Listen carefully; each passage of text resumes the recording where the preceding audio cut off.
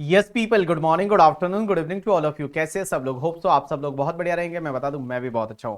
तो आज हम एक टॉपिक रिवाइज करने वाले हैं जिसका नाम है set of and carry forward of the losses करके। ठीक है, तो सबसे पहले अपन पढ़ेंगे सेट ऑफ और उसके बाद हम पढ़ेंगे carry forward and set of. तो पहले हम पढ़ते हैं सेट ऑफ। सेट ऑफ क्या होता है? तो देखिए, सेट ऑफ लॉसेस मींस अगर मान लो कहीं पे एक जगह लॉस है और एक जगह अगर गेन है तो उसको वापस में सेट अप कर लेते हैं, आपस में उसको सेट अप कर लेते हैं। That is called set off. I can take a example कि मान लो अगर हाउस प्रॉपर्टी हेड में मुझे कोई लॉस हो गया और अगर पीजीबीपी हेड में कोई गेन है, उसको आपस में सेट ऑफ कर देते हैं। That is called set of. तो सेट ऑफ पढ़ने के लिए सबसे पहली सेक्शन होती है सेक्शन 70 और 70 बोलती है intra head adjustment. Intra head adjustment का मतलब होता है एक ही हेड के अंदर अंदर। एक होता है इंटर हेड एडजस्टमेंट। इंटर का मतलब होता है दूसरे हेड में। इंटर जो वर्ड है ना, उसको पढ़ने पे लगता अंदर अंदर है बट होता बाहर बाहर है। आप लोगों ने जीएसटी में पढ़ा होगा inter like state sale. Inter state का मतलब दूसरे स्टेट में सेल होती है, that is called inter state sale. और इंट्रा स्टेट का मतलब एक ही स्टेट के अंदर अंदर होती है, उसको बोला जाता है इंट्रा स्टेट सेल। तो सबसे पहले हम पढ़ रहे हैं intra head adjustment. Intra head adjustment का मतलब क्या होता है कि अगर एक ही हेड के अंदर अंदर मींस आप ही के घर में अगर कोई तकलीफ है तो घर वाला मेंबर ही उसको हेल्प कर देगा। That is called your intra head adjustment. Inter head adjustment क्या होता है? जब एक घर में तकलीफ है और दूसरे घर वाले उसकी हेल्प कर रहे हैं, that is called inter head adjustment. तो चलो अपन पड़ोसी से हेल्प बाद में मांगेंगे, पहले अपने घर में ही हेल्प करा लेते हैं। तो अपने घर में हेल्प कराते हैं, that is called intra head adjustment. जैसे एक हेड है, एक ही हेड के अंदर अंदर अगर एक सोर्स का लॉस है और दूसरे सोर्स का गेन है, आपस में उसको सेट ऑफ कर दो। That is called intra head adjustment. जैसे I can take example, Mumbai की हाउस प्रॉपर्टी का मेरा लॉस हो गया और अगर जयपुर की हाउस प्रॉपर्टी का मेरा गेन है, तो हाउस प्रॉपर्टी हेड के अंदर अंदर इसको सेट ऑफ कर देते हैं। That is called intra head adjustment. या फिर मान लो मेरा टेक्सटाइल बिजनेस का कोई लॉस हो गया और अगर मान लो कोचिंग क्लास बिजनेस का गेन है, तो बिजनेस हेड के अंदर अंदर सेट ऑफ कर लेते हैं। That is called intra head adjustment. या फिर मुझे कोई शॉर्ट टर्म कैपिटल लॉस हो गया और अगर लॉन्ग टर्म कैपिटल गेन है और लॉन्ग टर्म कैपिटल गेन से सेट ऑफ हो जाता है, that is called intra head adjustment. तो एक बात बताऊं मैं आपको, सेक्शन 70 आपको अलाउ करती है कि आप इंट्रा हेड एडजस्टमेंट कर सकते हैं। मींस एक ही हेड के अंदर अंदर एक सोर्स का लॉस है और दूसरे सोर्स का गेन है, आपस में उसको आप सेट ऑफ कर सकते हैं। लेकिन इसके चार एक्सेप्शनल केसेस है और ये चार एक्सेप्शनल केसेस कौन से हैं? सबसे पहला, अगर आपका कोई स्पेक्युलेटिव बिजनेस का लॉस होता है तो वो सिर्फ स्पेक्युलेटिव बिजनेस के गेन से ही सेट ऑफ होगा और किसी बिजनेस के गेन से सेट ऑफ नहीं होगा। दूसरा, अगर आपका स्पेसिफाइड बिजनेस का loss, specified business you know that वो पीजीबीपी में हमने पढ़े थे 14 business, cold chain, facility, warehousing, hotel, hospital and all. तो वो जो स्पेसिफाइड बिजनेस है 14 बिजनेस, उनका अगर लॉस होता है तो स्पेसिफाइड बिजनेस के गेन से ही सेट ऑफ हो सकता है, बाकी किसी से नहीं हो सकता। तीसरा, अगर आपको लॉन्ग टर्म कैपिटल लॉस होता है ना, वो सिर्फ लॉन्ग टर्म कैपिटल गेन से ही सेट ऑफ होगा, कभी भी शॉर्ट टर्म कैपिटल गेन से सेट ऑफ नहीं होगा। और owning and maintaining race horses का लॉस है, यहां पे मैं owning and maintaining race horses बोल रहा हूं, हॉर्स रेसेस नहीं बोल रहा हूं, रेस हॉर्सेस बोल रहा हूं। इसका मतलब मैं घोड़ों की बात कर रहा हूं। बहुत सारे लोग होते हैं जो क्या करते हैं, घोड़ों को ओन करते हैं, मेंटेन करते हैं। ऐसी एक्टिविटी से अगर कोई लॉस हुआ तो वो owning and maintaining race horses के गेन से ही सेट ऑफ हो सकता है। तो देखो, सबसे पहले मैंने क्या बोला, intra head adjustment. Intra head adjustment mean जैसे 5 हेड है, अलग अलग हेड है, ठीक है, तो 5 ही घर है, उस घर के अंदर अंदर मतलब किसी भी हेड के अंदर अंदर आप एडजस्टमेंट कर सकते हैं। बट उसके चार एक्सेप्शनल केसेस है। पहला तो स्पेक्युलेटिव बिजनेस का लॉस हुआ तो वो सिर्फ स्पेक्युलेटिव बिजनेस के गेन से ही सेट ऑफ होगा। स्पेसिफाइड बिजनेस का लॉस है तो वो सिर्फ स्पेसिफाइड बिजनेस के गेन से सेट ऑफ होगा। लॉन्ग टर्म कैपिटल लॉस हुआ तो वो सिर्फ लॉन्ग टर्म कैपिटल गेन से ही सेट ऑफ होगा। और ओनिंग एंड मेंटेनिंग रिसोर्सेज का लॉसेस है, वो सिर्फ ओनिंग एंड मेंटेनिंग रिसोर्सेज से ही सेट ऑफ होगा। अब एक बात बताओ, अगर मैं कैपिटल गेन हेड की बात करूं तो कैपिटल गेन हेड में दो चीजें हो सकती है, आइदर लॉन्ग टर्म और short term. Capital gain head को आप ऐसे याद रखेंगे, ये एक अंबानी फैमिली है, मिस मुकेश अंबानी बड़ा भाई और अनिल अंबानी छोटा भाई। मुकेश अंबानी बड़ा भाई उसको लॉन्ग टर्म बोलेंगे और अनिल अंबानी छोटा भाई उसको अपन शॉर्ट टर्म बोलेंगे। अब एक बात बताओ, मैं क्या बोल रहा हूं कि अगर लॉन्ग टर्म कैपिटल लॉस होता है तो वो सिर्फ लॉन्ग टर्म कैपिटल गेन से ही सेट ऑफ हो सकता है और किसी से नहीं हो सकता। इसका मतलब शॉर्ट टर्म कैपिटल लॉस हो गया तो short term capital loss long term capital gain से as well as short term capital gain से सेट ऑफ हो सकता है। लेकिन लॉन्ग टर्म कैपिटल लॉस हुआ तो वो सिर्फ लॉन्ग टर्म कैपिटल गेन से ही सेट ऑफ होगा। इसका मतलब यह हुआ, आप इसको ऐसे याद रखेंगे कि कभी भी अंबानी फैमिली में बड़ा भाई छोटे भाई की हेल्प कर सकता है बट छोटा भाई बड़े भाई की हेल्प नहीं कर सकता। आपको क्या लगता है आज अनिल अंबानी को अगर हेल्प चाहिए तो मुकेश अंबानी कर सकता है? ऑब्वियसली कर सकता है, बहुत पैसा है मुकेश अंबानी के पास। बट अगर मान लो मुकेश अंबानी को हेल्प चाहिए तो क्या अनिल अंबानी कर सकता है? आंसर इज नहीं कर सकता। तो इसका मतलब ये हुआ कि एक बात बताइए, शॉर्ट टर्म कैपिटल लॉस है, मींस अनिल अंबानी को हेल्प चाहिए तो वो शॉर्ट टर्म कैपिटल गेन से भी सेट ऑफ हो सकता है, लॉन्ग टर्म कैपिटल गेन से भी सेट ऑफ हो सकता है। बट अगर लॉन्ग टर्म कैपिटल लॉस है तो वो सिर्फ लॉन्ग टर्म कैपिटल गेन से ही सेट ऑफ होगा और शॉर्ट टर्म कैपिटल गेन से सेट ऑफ नहीं हो सकता है। और बड़ा ही लॉजिकल है। एक बात बताओ, लॉन्ग टर्म पे टैक्स रेट रहती है 20% और शॉर्ट टर्म पे टैक्स रेट रहती है नॉर्मल टैक्स रेट, और you can say that the 30%। तो आप ही लॉजिकली सोचिए कि अगर मान लो आपका लॉन्ग टर्म कैपिटल लॉस हो गया तो लॉन्ग टर्म कैपिटल लॉस में 20% वाला लॉस है और शॉर्ट टर्म कैपिटल गेन है, शॉर्ट टर्म कैपिटल गेन 30% वाला है, तो क्या गवर्नमेंट है वो 20% वाले लॉस को क्या 30% के गेन से सेट ऑफ करने देगी? आंसर इज नो, वो उससे सेट ऑफ करने नहीं देगी। तो अगर लॉन्ग टर्म कैपिटल लॉस होता है तो सिर्फ वो लॉन्ग टर्म कैपिटल गेन से ही सेट ऑफ हो सकता है, शॉर्ट टर्म कैपिटल गेन से सेट ऑफ नहीं हो सकता। तो देखिए बड़ा सिंपल सा पॉइंट है, section 70 intra head adjustment means एक ही हेड के अंदर अंदर अगर एक सोर्स का लॉस है दूसरे सोर्स का गेन है, आप सेट ऑफ कर लो, बट उसके 4 एक्सेप्शन है।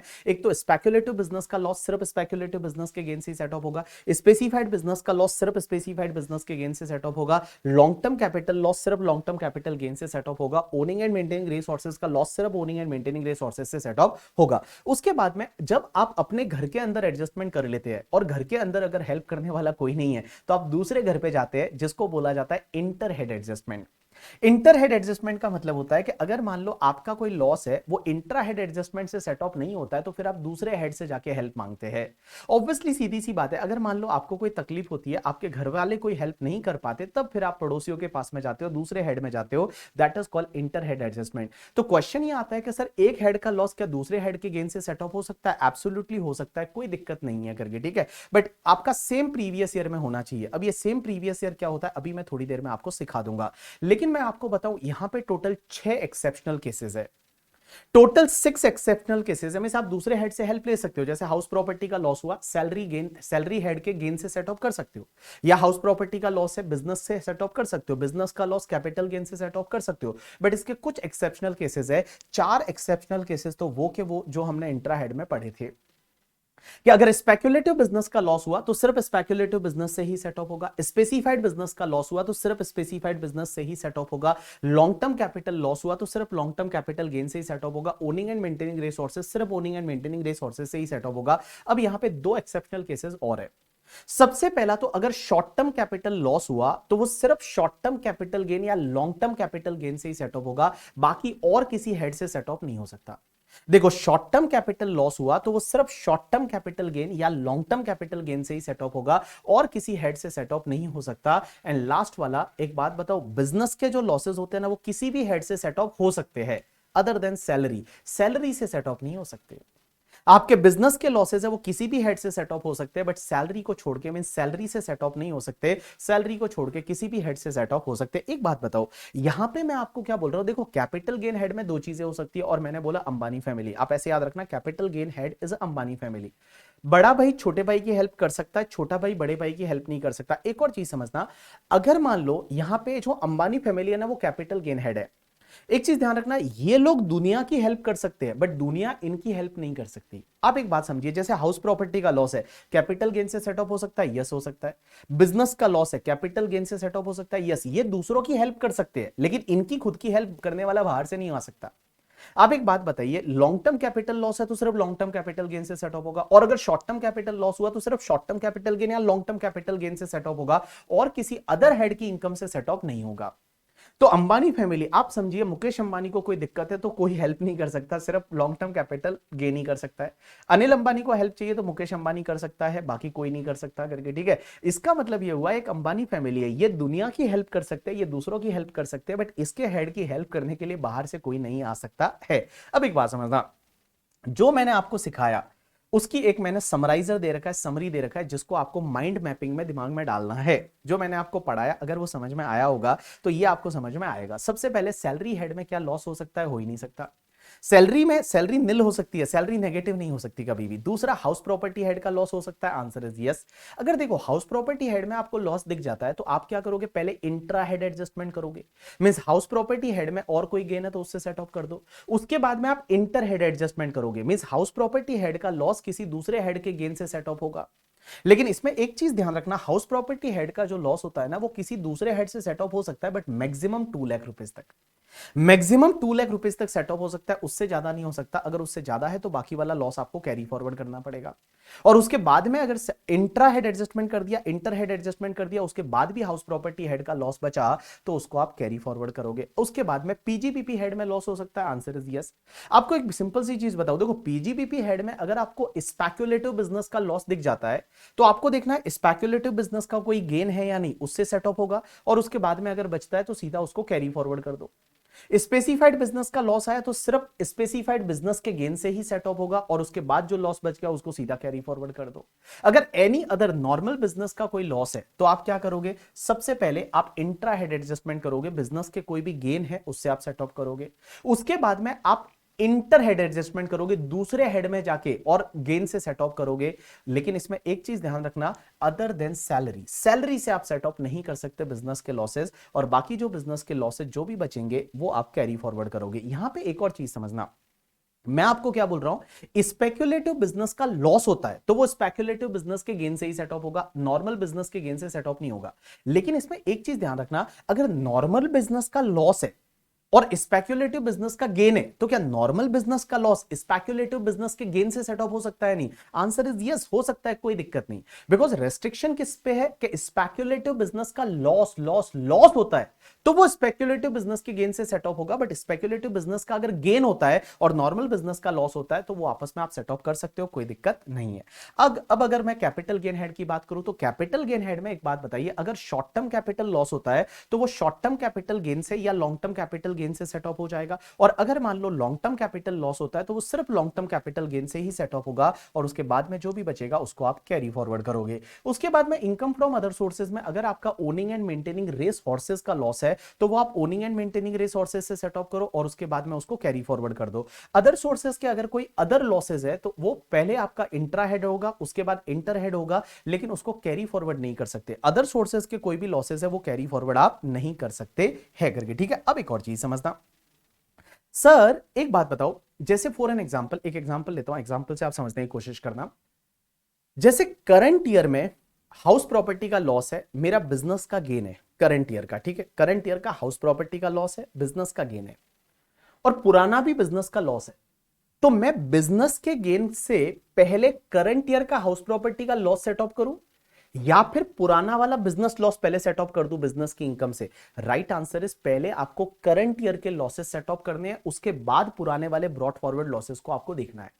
मैं एक बात बताऊं, पहले आपको करंट ईयर का हिसाब कंप्लीट करना पड़ेगा। जो करंट ईयर है वो करंट ईयर का कैलकुलेशन आप पहले करोगे, और उसके बाद कोई गेन बचता है तो उस गेन के सामने पुराने जो ब्रॉट फॉरवर्ड लॉसेस है वो ब्रॉट फॉरवर्ड लॉसेस को आप क्या करोगे, यहां पे लेके आओगे और उसको सेट ऑफ करोगे। अब एक और चीज समझना, मैंने आपको अभी एक बताई थी एक चीज, इंटर हेड एडजस्टमेंट में आप दूसरे हेड में जा सकते हो। लेकिन एक चीज समझना, ये दूसरे हेड में आप तभी जा सकते हो जिस ईयर में वो लॉस होता है। जैसे मैं एक एग्जांपल लेता हूं, मेरी तरफ देखो, मेरी तरफ देखो। जैसे मान लो ये हाउस प्रॉपर्टी का लॉस है, अब ये हाउस प्रॉपर्टी का लॉस पहले इंट्रा हेड एडजस्टमेंट होगा, मींस हाउस प्रॉपर्टी के अंदर अंदर सेट ऑफ होगा।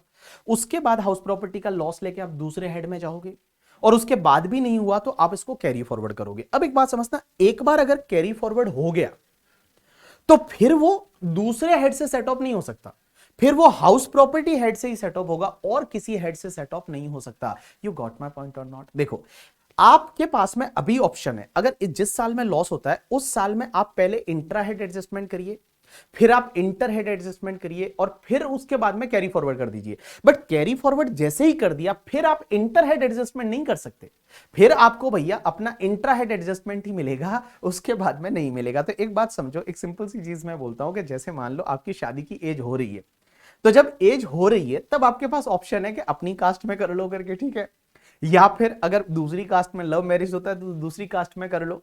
और अगर मान लो आपकी एक एज ओवर एज हो जाती है, मींस आप अगर एक बार कैरी फॉरवर्ड हो जाते हो करके, ठीक है, तो फिर भैया अपनी कास्ट में ही करनी पड़ेगी। प्यार का तो मौका मिलेगा नहीं, दूसरी कास्ट में तो कर नहीं सकते, आपका कोई भी प्यार का मौका नहीं मिलेगा। इंटर कास्ट का जो है इंटर हेड का ऑप्शन आपके पास से चला जाएगा। तो इन सिंपल वर्ड में आपको बताओ, देखो अगर लॉस इस ईयर में हुआ तो पहले आप इंट्रा हेड एडजस्टमेंट करो, फिर आप इंटर हेड एडजस्टमेंट करो और फिर कैरी फॉरवर्ड कर दो। लेकिन एक बार कैरी फॉरवर्ड हो गया तो फिर आप इंटर हेड एडजस्टमेंट नहीं कर सकते, किसी दूसरे हेड से सेट ऑफ नहीं कर सकते, फिर आपको उसी हेड से सेट ऑफ करना पड़ेगा। यू गॉट माय पॉइंट और नॉट? यस। अब एक बात समझना, मैं अब आपको सिखाने वाला हूं carry forward and set of the losses. तो पहले मैंने क्या सिखाया था? पहले मैंने सिखाया था सेट ऑफ कर दो और उसके बाद कैरी फॉरवर्ड कर दो। अब एक बात समझना, जो कैरी फॉरवर्ड वाला लॉस होता है उस लॉस को फिर आप कौन से हेड से सेट ऑफ कर सकते हो, कितने साल तक कैरी फॉरवर्ड कर सकते हो। तो देखो, सबसे पहली सेक्शन होती है 71B। 71B बोलती है हाउस प्रॉपर्टी का लॉस। तो अगर हाउस प्रॉपर्टी का लॉस कैरी फॉरवर्ड हो गया तो आप उसको नेक्स्ट 8 असेसमेंट ईयर तक कैरी फॉरवर्ड कर सकते हो। 8 ईयर्स तक आप उसको कैरी फॉरवर्ड कर सकते हो और अगले सालों में जाके आप इसको सिर्फ हाउस प्रॉपर्टी हेड से ही सेट ऑफ कर सकते हो, किसी और हेड से सेट ऑफ नहीं कर सकते। अब आप मुझे बोलोगे सर ये 8 ईयर्स काउंट कैसे होता है? तो देखो, जैसे मैं बताऊं, आपके एग्जाम के लिए प्रीवियस ईयर है, वो प्रीवियस ईयर मान लो 22-23 है। तो 22-23 का लॉस हुआ तो आप अगर प्रीवियस ईयर वाइज काउंट करोगे तो नेक्स्ट 8 ईयर्स आप काउंट करिए। तो इस ईयर का अगर कोई भी लॉस होता है तो आप उसको अगले कितने साल तक set of and carry forward and set off कर पाओगे? तो प्रीवियस ईयर 23-24 से काउंट करेंगे तो 23, 24, 25, 26, 27, 28, 29 एंड 30। इसका मतलब प्रीवियस ईयर 30-31 तक आप इसको set of and carry forward कर सकते हैं। तो 8 ईयर अगर आप प्रीवियस ईयर वाइज देखोगे तो प्रीवियस इस साल का लॉस हुआ इस प्रीवियस ईयर में, तो next year and 7 year you can say that the अगले साल से आपके 8 ईयर्स काउंट करने हैं, वो 8 ईयर्स में आप इसको सेट ऑफ कैरी फॉरवर्ड कर सकते हो। उसके बाद में ये लैप्स हो जाएगा 23, 24, 25, 6, 7, 8, 9 एंड 10, 30, 31। अगर आप असेसमेंट ईयर वाइज इसको काउंट करना है तो जैसे प्रीवियस ईयर 22-23 का लॉस मैं ये बोल दूं, असेसमेंट ईयर 23-24 का लॉस। तो यहां पे अगर आप असेसमेंट ईयर वाइज लिखोगे तो असेसमेंट ईयर आपका 24-25 से लेके और असेसमेंट ईयर 31-32 तक है, आप इसको सेट ऑफ कैरी फॉरवर्ड कर सकते हैं। अब एक और चीज समझना, क्या सर हाउस प्रॉपर्टी का लॉस है, जिस ईयर में लॉस होता है उस ईयर का क्या रिटर्न टाइम पे फाइल करना जरूरी है? Answer is no. House property का लॉस आप कैरी फॉरवर्ड कर सकते हैं, भले आपने रिटर्न टाइम पे फाइल नहीं किया तो भी चलेगा। दूसरा, अगर आपका कोई नॉर्मल बिजनेस का लॉस है तो नॉर्मल बिजनेस का लॉस है उसको आप 8 ईयर्स तक कैरी फॉरवर्ड कर सकते हैं और फ्यूचर ईयर में जाके सिर्फ बिजनेस की इनकम से ही आप सेट ऑफ कर सकते हैं।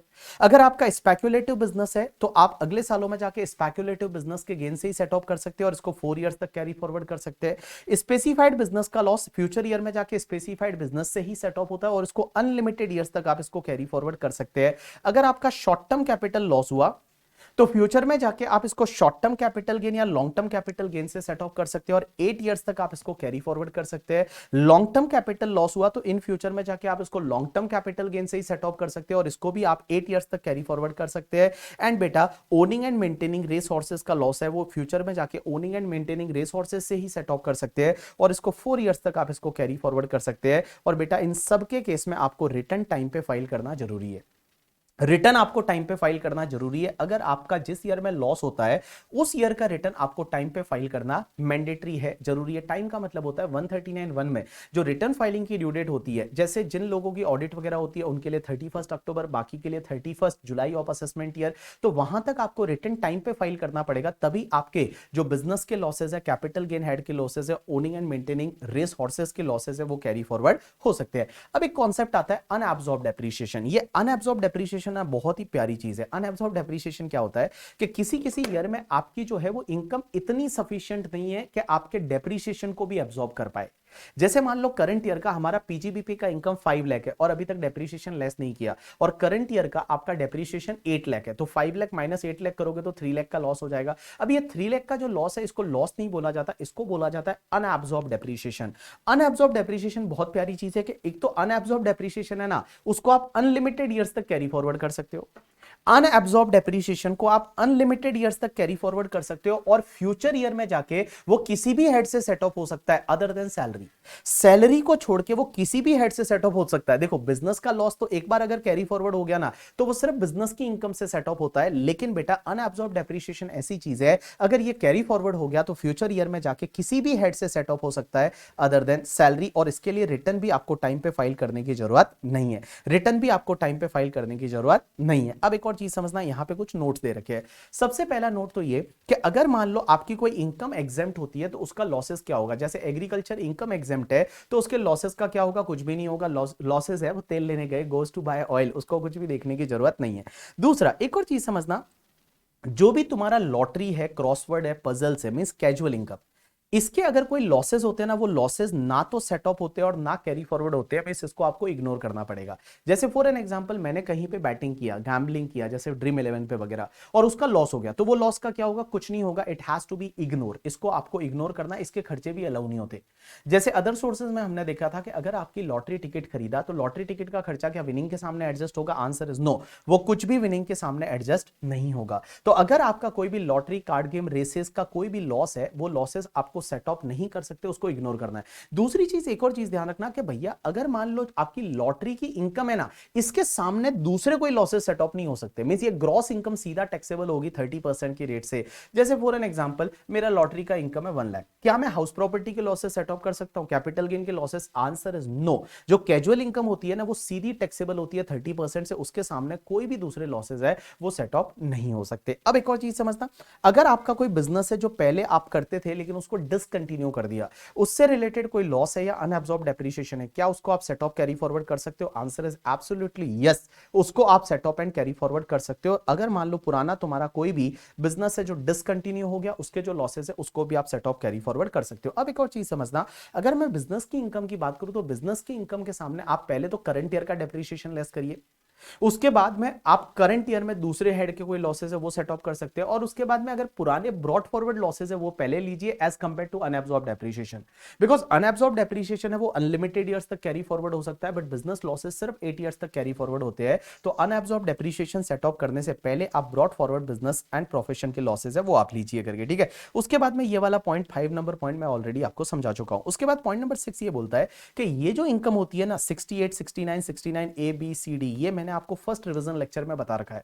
अगर आप फर्स्ट रिवीजन लेक्चर देखोगे उसमें कैश क्रेडिट वगैरह के बारे में मैंने बोला है। तो ये जो कैश क्रेडिट वगैरह होता है ना, ये वाली इनकम के सामने कोई भी लॉसेस सेट ऑफ नहीं होते, और ये सीधा आपका 60% की रेट से ये इनकम टैक्सेबल होती है under section 115 BBE. 60% plus 25% surcharge plus 4% health and education cess, तो 78% इफेक्टिव टैक्स रेट रहती है और 78% से टैक्सेबल होती है। इस इनकम के सामने आपके कोई भी लॉसेस वगैरह है वो आप सेट ऑफ नहीं कर सकते, ये सीधा टैक्सेबल हो जाएगी। अब एक और चीज समझना, अगर शेयर मार्केट की अगर मैं बात करूं तो शेयर मार्केट का जो लॉसेस है वो लॉसेस क्या माना जाएगा। तो देखो सबसे बड़ी सिंपल सी चीज है कि अगर मान लो आप शेयर्स की डिलीवरी लेते हो, डिलीवरी का मतलब होता है जैसे आप शेयर खरीदते हो T+2 में 2 दिन में आपके अकाउंट में वो शेयर आ जाता है, that is called delivery based transaction. अगर आपका डिलीवरी बेस्ड ट्रांजेक्शन है और अगर वो शेयर आपका स्टॉक इन ट्रेड है तो उस केस में आपका जो भी लॉस होगा वो पीजीबीपी का लॉस आएगा। लेकिन अगर मान लो वो शेयर से वो कैपिटल असेट है तो जो भी लॉस आएगा वो कैपिटल गेन हेड का लॉस होगा। तो अगर मान लो आपके शेयर है वो as a stock in trade है तो पीजीबीपी का लॉस, और अगर वो कैपिटल असेट है तो कैपिटल गेन हेड का लॉस हो जाएगा। ट्रेडिंग पर्पस के लिए यूज करते हो तो पीजीबीपी का लॉस, अदरवाइज आपके कैपिटल गेन हेड का लॉस। लेकिन एक बात समझना, अगर आप इंट्राडे करते हो, इंट्राडे का मतलब क्या होता है कि अगर आपका डिलीवरी मिलता ही नहीं, आप सुबह क्या करते हो, कोई शेयर है वो बेच देते हो, शाम तक आप उस सौदे को स्क्वायर ऑफ कर देते हो, या फिर सुबह खरीदा शाम को बेच दिया, दैट इज कॉल्ड इंट्राडे। अगर आप इंट्राडे करते हो ना तो उसका जो भी आपका लॉस या गेन होगा वो हमेशा स्पेक्युलेटिव बिजनेस गेन या लॉस माना जाएगा, वो हमेशा आपका स्पेक्युलेटिव बिजनेस इनकम या लॉस है वो माना जाएगा। एक और चीज समझना, अगर आप एफ एंड ओ करते हो, एफ एंड ओ का मतलब होता है फ्यूचर एंड ऑप्शंस। अब ये फ्यूचर्स एंड ऑप्शंस क्या होता है, जिसको डेरिवेटिव्स बोला जाता है। सीए फाइनल में आपको ये समझ में आएगा डेरिवेटिव्स, फ्यूचर एंड ऑप्शंस क्या होते हैं। तो देखो अगर आप एफ एंड ओ करते हो तो एफ एंड ओ का जो भी लॉस या गेन होता है ना वो हमेशा आपका नॉर्मल बिजनेस लॉस या गेन माना जाता है, ये आपका नॉर्मल बिजनेस इनकम माना जाता है, नॉर्मल बिजनेस इनकम या लॉस माना जाता है, ये कभी भी स्पेक्युलेटिव नहीं माना जाता। तो जो भी आपका एफ एंड ओ का लॉस या गेन है that will be treated as your normal business income या नॉर्मल बिजनेस लॉस माना जाएगा,